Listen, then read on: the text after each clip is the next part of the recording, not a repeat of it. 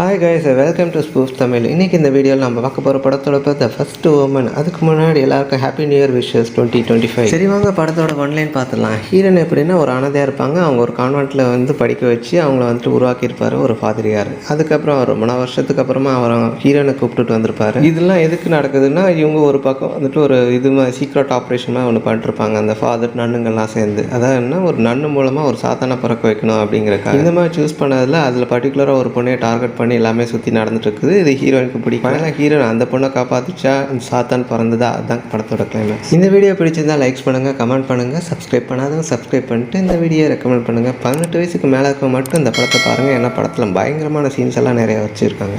படத்தோட ஓப்பனிங்கில் ஒரு சர்ச்சில் ஒருத்தர் போயிட்டு பாவ மன்னிப்பு கேட்கணும் போகிறாரு. அதே டைமில் பார்த்தா வெளியே வந்துட்டு ஒரு ஃபோட்டோ வந்துட்டு மேலே ஏற்றி ஃபிக்ஸ் பண்ண ட்ரை பண்ணிருக்காங்க அந்த சர்ச்சில்.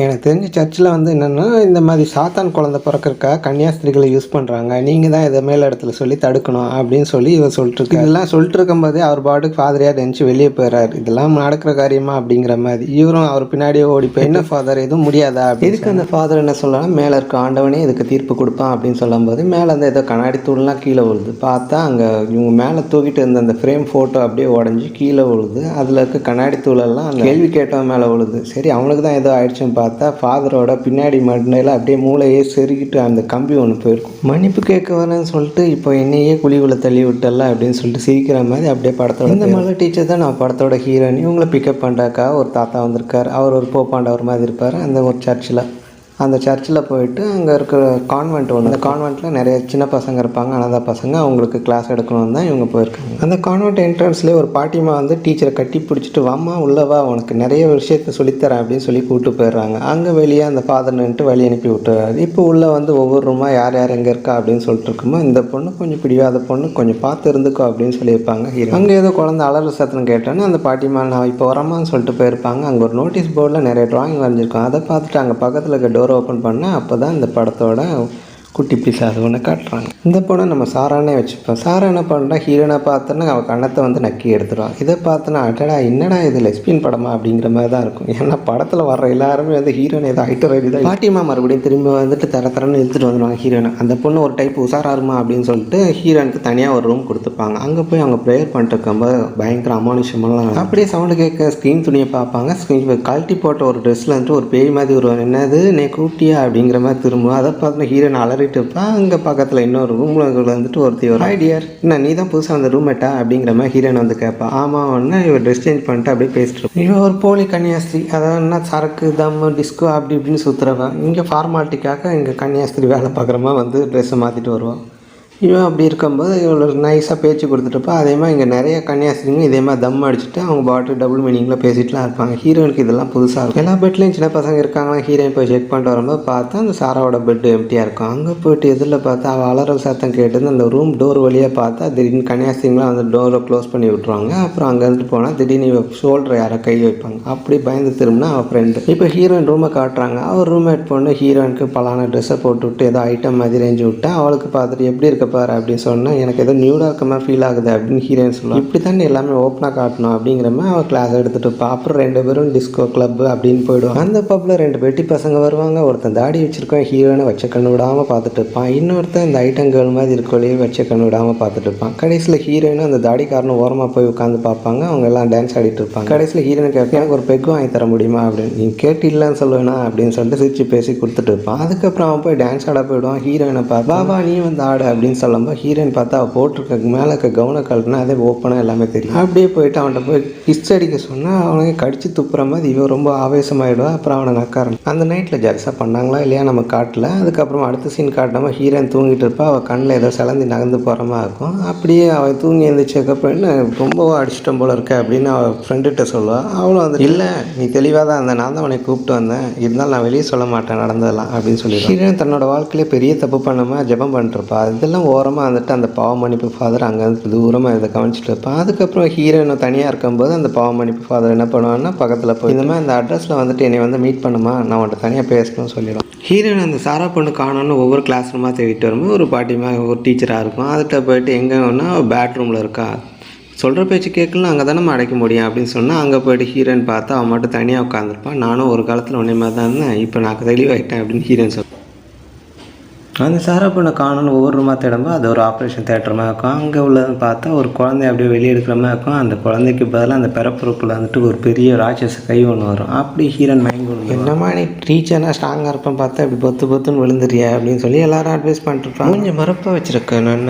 நம்ம சாராட்டு சிரித்து பேசுகிறாங்க. என்னப்பா பேசிட்டு இருக்கீங்க அப்படின்னு ஹீரோயின் கேட்டோன்னா கையில் ஒரு பேப்பரை காட்டுவா. அதை பார்த்தா ஏதோ ஒரு நன்னு வயிற்றில் வந்துட்டு குழந்த இருக்கிற மாதிரி இருக்கும். இதை பார்த்து என்ன ஒரு ஞானம் இவளுக்கு அப்படின்னு தடவி கொடுத்துட்டு இருப்பா. திடீர்னு ஹீரோயினை வந்துட்டு இதெல்லாம் நல்லதுக்கு இல்லைன்னு சொல்லாமல் கிஸ் அடிச்சுட்டு போயிடும். ஹீரோயின் சாராவை போட்டு சின்ன பசங்க கூட ஓடி பிடிச்சி விளையாட விட்டுருப்பா. அவள் அப்படியே மேலே பார்த்தா இந்த இப்போ பேஸ்ட்டு போனால மூஞ்சி ரஃப் வச்சுக்கணுன்னு அவள் போயிட்டு மேலே வந்துட்டு சாரா இது உனக்காக நான் பண்ணுறேன் அப்படின்னு சொல்லிட்டு அவளை பற்றிக்க வச்சுட்டு அங்கேட்டு மேலே தூக்கி போட்டுருவான். அந்த பாவமன்னிப்பு ஃபாதரை போய் பார்க்க போவான் ஹீரோயின். அவள்கிட்ட போயிட்டு இந்த மாதிரி இப்படியெல்லாம் நடக்குது, நீங்கள் சொன்ன மாதிரி எல்லாமே டிஃப்ரெண்ட்டாக நடக்குது, நீங்கள் தான் சொல்லணும் சொல்லிச்சோம். அவன் கையில் வச்சுருக்க ஃபோட்டோவை காட்டும். இந்த ஃபோட்டோவில் இருக்கபடி இங்கே இருக்க இந்த குழந்தையா இருக்குல்ல அந்த பொண்ணை வச்சு தான் அடுத்து சாத்தானுக்கு ஒரு குழந்தைய பெற்று கொடுக்க போகிறாங்க. அந்த பொண்ணு யாருன்னு எனக்கு தெரில. ஸோ நீ ரெக்கார்டை எடுத்துகிட்டு வா, சாராவோட ரெக்கார்டு எடுத்துகிட்டு வா. இதனால் வரை இதே டேட்டில் பிறந்த பொண்ணை வச்சு தான் கருவை உருவாக்க ட்ரை பண்ணிட்டு இருந்தாங்க. பட் எந்த இதுவுமே வந்து நிற்கலை. எல்லா குழந்தையும் இறந்துடுச்சு. முக்கால்வாசி பெண் குழந்தையா இருந்ததால் இவனுங்க வந்து அடுத்தடுத்து இந்த அட்டம்ப்ட்டை ட்ரை பண்ணிட்டே இருக்காங்க சொல்லிட்டு இருக்கும்போது இப்போ சாராவை தேடி ஹீரோயின் போனால் அங்கே ஒரு கை அவன் முதுகு தடவி கொடுத்து யாருன்னு பார்த்தா அந்த எரிஞ்சு போன நன்னோட ஃபேஸ் இருக்கும். அப்படியே ஹீரோயின் ஷாக் ஆகிட்டு ஹீரோயின் சொல்கிறல யாரா கையை பிடிச்சி இழுத்தா அது ஒரு இன்னொரு நான் வெளியே ஒரு பெரிய கலவரமே போயிட்டுருக்கு. நீ என்னம்மா இங்கே பண்ணிட்டுருக்கேன் அப்படின்னு பார்க்கும்போது சாரா இப்போ ஹீரோயின் பார்த்தா அங்கே தனியாக உட்காந்துருப்பாங்க. ஹீரோயின் கீழே வந்தால் நிறைய பசங்க கலவரம் பண்ணிட்டுருப்பாங்க. அதான் என்ன அந்த சர்ச்சே இருக்கக்கூடாது அப்படி இப்படின்னு கலவரம் பண்ணிட்டுருப்பாங்க. ஏன்னா இந்த காலத்து வருங்கால சந்ததிகளுக்கு இந்த சர்ச்சு சாமி நம்பிக்கை இதெல்லாம் அவங்களுக்கு பிடிக்கும். அதே டைமில் ஒரு கையை வந்து ஹீரோனோட பிரஸ்ட்டை பிடிச்சி அமைக்கிட்டு போயிடும். இதனால ஷாக் ஆகி பார்த்தா அந்த கை பார்த்தா அப்படியே மூஞ்ச தடி வேற நக்கிட்டு வச்சப்போ அது அப்படியே பசியாக வரும். இதனால அவள் வந்து ஒன்று கத்திட்டே இருப்பாள். அவளுக்கு விஷுவலாக அது சாத்தானோட முகமாக தெரிஞ்சோன்னா அங்கே தூரத்தில் வந்து இதெல்லாம் வேடிக்கை பார்த்துட்டு இருந்த ஒரு நன்னு வந்துட்டு ஐயோ இவளுக்கு பைத்தியம் முத்திடுச்சு, இவன் மேலே இங்கே ஒர்க் பண்ணக்கூடாது அப்படிங்கிற மாதிரி அவர் முடிக்க வந்துடும். உன் மைண்ட் எப்போ நார்மல் ஆகுதோ அதுக்கப்புறமா நீங்கள் ஒர்க் பண்ணலாம். அது வரை இப்போதைக்கு எந்த கிளாஸும் எடுக்கணும் அவசியம் இல்லை, நீ ஓரமாக இங்கே வந்து உட்காந்துக்கலாம் அப்படின்னு சொன்னான்னா இது கோவத்தில் அங்கே வந்துட்டு ஹீரோயின் கிளம்பா. ரோட்டில் பார்த்தா அவங்க பப்பில் வந்துட்டு டான்ஸ் ஆடிட்டு இருந்தாலும் ஹீரோயின்குள்ள அவனை பார்த்து டே நில்றான்னு கூப்பிட்டு அவன் இல்லை எனக்கு தெரியாது அப்படின்னு போயிட்டே இருப்பான். அவன் அப்படியே நின்று பேசும்போது பார்த்தா அங்கே இருந்துட்டு ஒரு ஜீப் வந்து அவனை அப்படியே இடிச்சிட்டு போயிட்டு செவுத்தில் போய் சொல்லி ஹீரோயின் அவனை போயிட்டு அப்படியே கட்டி பிடிச்சி தூக்கி உனக்கு எதுவும் ஆகாது அப்படின்பா. பார்த்தா பாதி உடம்பு இவன் கையில் வந்திருக்கும், மீதி உடம்பு அந்த செவுத்துலேயே ஒட்டிகிட்டு இருக்கான். அப்படியே அவளை ஸ்பாட் அவுட்டு. இப்படி ஹீரோயின் ஃப்ரெண்டை காட்டுறாங்க. அவள் தான் ரூம்மேட்டாக இருந்தால் அவளுக்கு வந்து ஹேரெல்லாம் கட் பண்ணி ஏதோ புனிதமான இது சேல் பண்ணுற மாதிரி அவங்க வந்து ரெடி பண்ணிட்டுருக்காங்க. பார்த்தா அவளும் பார்த்து சிரிச்சுட்டே அப்படியே வந்துட்டு இருக்கும்போது ஹீரோனு மற்ற குழந்தைங்களாம் வேடிக்கை பார்த்துட்டு இருக்காங்க. அவளை ஏதோ மணப்பெண் மாதிரி ரெடி பண்ணிட்டுருக்காங்க. ஃபஸ்ட்டு சீனில் ஹீரோனை பிக்கப் பண்ணி கூப்பிட்டு வரவால ஒரு ஃபாதர். அவர் இப்போ வந்துட்டு இந்த ஹீரோனோட ஃப்ரெண்டுக்கு ஒரு மோதிரத்தை போட்டு விட்டு நீ ஒரு மணப்பெண்ணாக மாறிட்ட அப்படிங்கிற மாதிரி அவர் பாட்டுக்கு ஜெபம் சொல்லிட்டு இருப்பார். இவனுங்க வேலைக்காக மாட்டோம் நம்ம கிளம்புவோம் சொல்லிட்டு ஹீரோன் அங்கேருந்து கிளம்பி சாராவோட ஃபைலை தேட ஆரம்பிச்சிடுவார். அங்கே இருக்க ட்ராயரில் எல்லா பக்கம் தேடி பார்ப்பா. அந்த ஃபைல் கிடைக்காது. அப்புறம் டேபிளுக்கு கீழே ஒரு சிலுவையோட இதில் கீ செயின் மாதிரி இருக்கும். அதை ஓப்பன் பண்ணி அந்த செவுத்தில் எங்கேயாவது இருக்கா அப்படின்னு பார்த்தா அங்கே ஒரு ஹோல் தெரியும். அங்கே ட்ராயிங்கில் அந்த ஹோலை ஓப்பன் பண்ணால் அது ஒரு ரூமாக ஓப்பன் ஆகும். அப்படி இன்னொரு பக்கம் அந்த ஃபாதர் என்ன பண்ணுறான்னா அந்த நன்னை கூப்பிட்டு வச்சு இதை பாருமா கெட்ட ஆத்மா நம்மளே வந்து அடையினா அவன் காலடியில் விழுந்து கிடங்க அப்படின்னு சொன்னோன்னா எல்லா நான்களும் வரிசையாக ரோட்டில் படுக்கிற மாதிரி படுத்துடுறாங்க. ஹீரோன் அங்கேயே ஒவ்வொரு ஃபைலாக தேடி கடைசியில் சாராவோட ஃபைல்னு சொல்லிட்டு ஒரு 2 ஃபைலை தூக்கிட்டு அங்கே வந்துட்டு கிளம்பி வெளியே வருவா. வெளியே வந்தால் நன்னுங்க இருப்பாங்க. இவளுக்கு உண்மை தெரிஞ்சிருச்சு. இவளுக்கு ஒரு பாயசத்தை போட்டே ஆகணும். நன்னுங்கள்லாம் ஒன்று கூட்டிடுவாங்க. அப்புறம் ஹீரோன் அங்கேருந்து தப்பிச்சு போகலாம் பார்க்குறதுக்குள்ளே அங்கே இந்த சாரா உட்காந்துருப்பா. அவளை கூப்பிட்டு தரத்தரன்னு இழுத்துட்டு போயிட்டுருப்பா.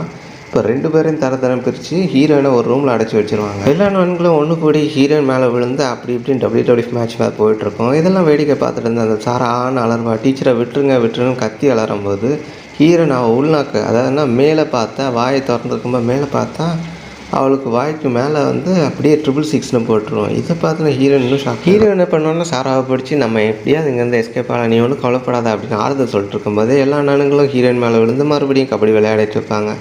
இதனால் ஷாக்கான ஹீரோயின் என்ன பண்ணுவாங்கன்னா அதுக்கப்புறமா அப்படியே அந்த ரூமில் அடைச்சி வச்சுட்டு எல்லோரும் ஓடி போயிடுவாங்க. டீச்சர் எப்படியா விட்டுருங்கன்னு அவங்க சாரா கதறிட்டு இருப்பா. கொஞ்ச நேரத்தில் பார்த்தா அவளுக்கு பேட் விஷுவல் தான் ஹீரோயின். அந்த பேட் விஷுவலில் தூக்கு போட்டு செத்து போனால் அந்த பிடிவாத நர்ஸ் அவளோட ஃபேஸ் கட் வந்தோன்னா ஹீரோயின் பயந்து அலறிட்டு இருப்பா. அப்புறம் வந்துட்டு இந்த ஃபாதருக்கு அசிஸ்டண்ட்டாக ஒருத்தர் இருப்பான். அவன் வந்து இந்த பாவமன்னிப்பு ஃபாதரோட ஆள். அவன் ஹீரோயினை சேஃபாக கூப்பிட்டு போயிட்டு அந்த ஆள்கிட்ட விட்டு அப்படியே ஒவ்வொரு ஃபைலாக செக் பண்ணிட்டு இருக்கும்போது ஹீரோயினுக்கு வந்துட்டு இந்த ஃபோட்டோ எங்கேருந்து எடுத்தது அந்த ஃபோட்டோ திருப்பி பார்த்தா அது ஏதோ ரெக்கார்ட்லேருந்து கிழிச்ச மாதிரி ஒரு பேப்பர் ஸ்லிப் இருக்கும். அதனால ஹீரோயினும் அந்த எந்த ரெக்கார்டு மேட்ச் ஆகுது அப்படியே பொட்டி பார்த்துட்டு இருக்கும்போது அந்த பாவமணி ஃபாதர் இப்படி தான் நானும் தேடிட்டே இருக்கேன், எதுவுமே செட் ஆக மாட்டேங்குது அப்படின்னு சொல்லிட்டு இருக்கும்போது ஹீரோயின் கரெக்டாக கண்டுபிடிச்சிருவான். ஏன்னா இது நாள் வரையும் எந்த குழந்தையும் உயிரோட விட்டுருக்க மாட்டாங்க. ஏன்னா அவங்களுக்கு தேவை ஆண் குழந்தை, பிறந்ததெல்லாம் பெண் குழந்தைன்னா பர்டிகுலராக சரி அடுத்த சான்ஸுக்கு யூஸ் ஆகும் அப்படிங்கிறதுக்காக இந்த பொண்ணை வந்து வளர்த்துட்ருக்காங்க அந்த சாராங்க. அந்த பாவமடிப்பு ஃபாதரை பொறுத்தவரையும் சாரா தான் அந்த குழந்தையா இருக்கும், அதாவதுன்னா அந்த வம்சாவளியில் குழந்தையா இருக்கும் அப்படின்னு அவர் ஃபீல் பண்ணிட்டுருப்பாரு. ஆனால் ஹீரோனை பார்த்தோன்னா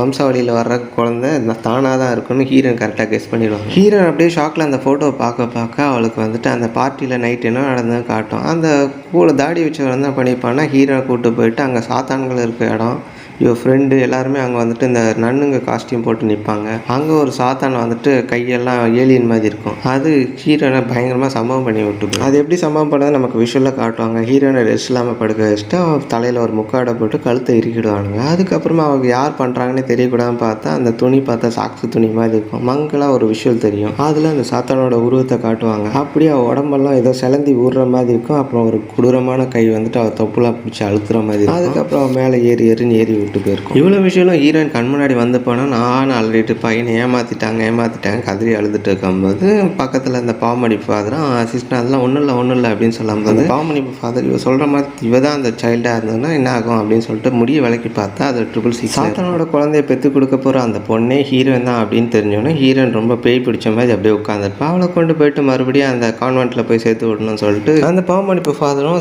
அவன் அசிஸ்டண்ட்டு காரில் ஹீரோயின் கூட ஒன்றா போயிட்டு இருப்பாங்க. அப்படியே பார்த்தா ஹீரோயின் திடீர்னு வாமிட் எடுப்பா. அங்கே பார்த்தா சைடில் இவங்க காரை அடிச்சுன்னு இருக்கிற மாதிரி இன்னொரு கார் வந்து இடிச்சு மோதி விடும். அந்த ஆக்சிடென்டான காரில் வந்துட்டு ஹீரோயின் வெளியே வந்துடும். மற்ற 2 பேருக்கு என்னாச்சு நம்ம காட்ட மாட்டாங்க. அதுக்கப்புறம் அவளை வந்துட்டு வயிற்றில் ஏதோ ஊதிட்டே வர்ற மாதிரி இருக்குங்க ஃபீல் ஆகினா ஹீரோ என்ன பண்ணணும்னா அவள் போட்டிருக்க காஸ்டியூமை கழட்டி விட்டு அப்படியே கிழிச்சிட்டு அப்படியே வயிறை பார்த்தா வயிறு பலூன் மாதிரி ஊழிடும். அதே டைமில் 2 காலுக்கு நடுவில் அப்படியே பீரியட் பிளட் மாதிரி அப்படியே கொட்டிட்டு இருக்கும். இதெல்லாம் தூரத்தில் வந்துட்டு அந்த நன்னுங்களும் அந்த கெட்ட ஃபாதர் இன்னொரு கார்லேருந்து வேடிக்கை பார்த்துட்டே இருப்பாங்க. அடுத்த சீனை கட் பண்ணி அடுத்த சீனை பார்த்தா ஹீரோயினை வந்துட்டு இந்த ஃபாதர் தடவி கொடுத்துட்ருப்பார். அதை நெத்தியில் தடவிட்டு இதுக்கு தாம்மா அவனை கூப்பிட்டு வந்தது, சும்மாவா இங்கே படித்த பொண்ணு மேலே வந்துருச்சுன்னு கூப்பிட்டு வந்தேன் அப்படின்னு சொல்லிட்டு அப்படியே பார்த்தா ஹீரோயின் அலறிட்டு இருப்பான். அவளை வந்துட்டு மறுபடியும் தடவிட்டு வயிறை பார்த்தா வயிறு இன்னும் பலூன் மாதிரி ஊதி இருக்கும். அதுக்கப்புறம் அவளுக்கு பிரசவம் பார்க்குற மாதிரி சுற்றி நர்ஸுங்க இருக்கும்.